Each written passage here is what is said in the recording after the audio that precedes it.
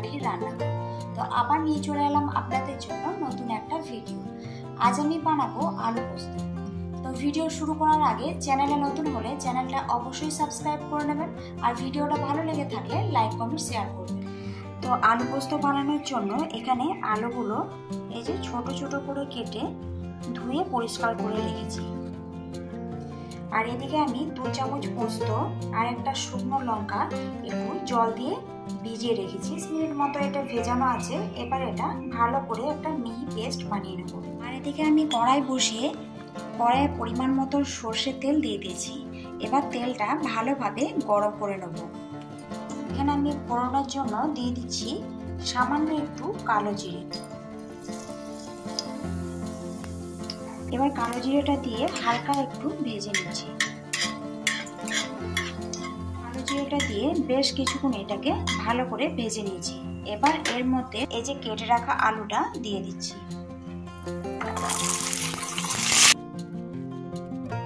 এবার ভালো করে মিশিয়ে নিচ্ছি তেলের সাথে।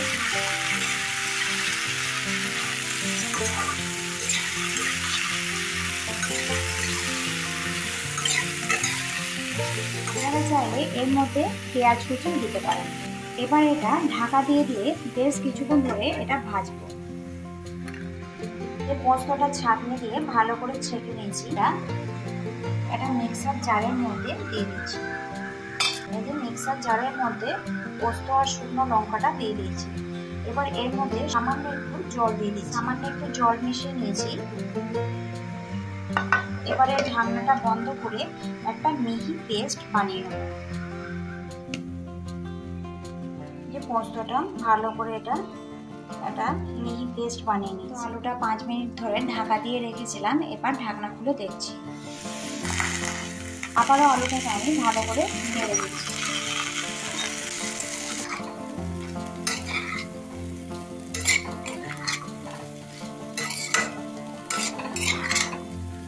কিন্তু বেশ ভালো করে ভাজা হয়ে গেছে। এবারে বেটে রাখা পোস্তটা দিয়ে দিচ্ছি। পোস্তটা দিয়ে আলুর সাথে বেশ ভালো করে মিশিয়ে নিচ্ছি।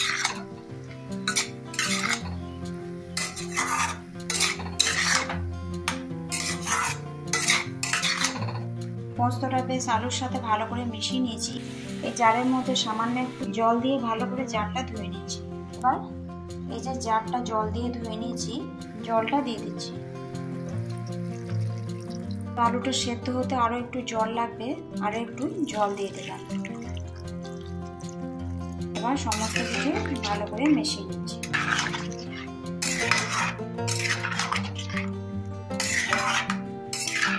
দিয়ে দিচ্ছি স্বাদ মতো নুন। নুনটা দিয়ে মিশিয়ে দিচ্ছি। এবার ভালো করে এটা ফুটতে দেব।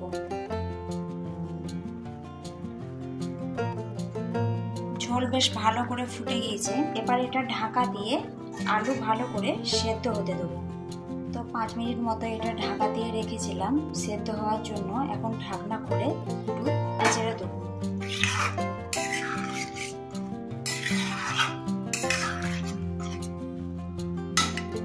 একটু নাড়িয়ে নিয়েছি।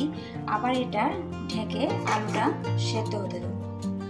তো মাঝে ফাঁকে এরকম করে ঢাকনা খুলে এটা ভালো করে নেড়ে নেবো আর সেদ্ধ হতে দেবো। কিছুক্ষণ ধরে এটাকে ঢাকা দিয়ে সেদ্ধ হতে দিয়েছিলাম। আবারও এটা ঢাকনা খুলে দেখবো সেদ্ধ হয়েছে কিনা। আলু একদম সেদ্ধ হয়ে গেছে। মাঝে ঢাকনা খুলে দুবার নেড়েও দিয়েছিলাম।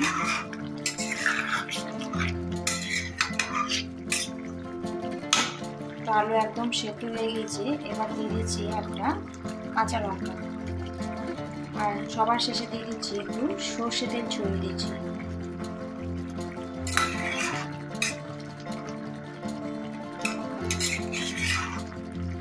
ব্যাস রেডি হয়ে গেল আলু পোস্ত। এবার গ্যাসের ফ্লেম বন্ধ করে দিচ্ছি। তৈরি হয়ে গেল খুব সহজভাবে আলু পোস্ত।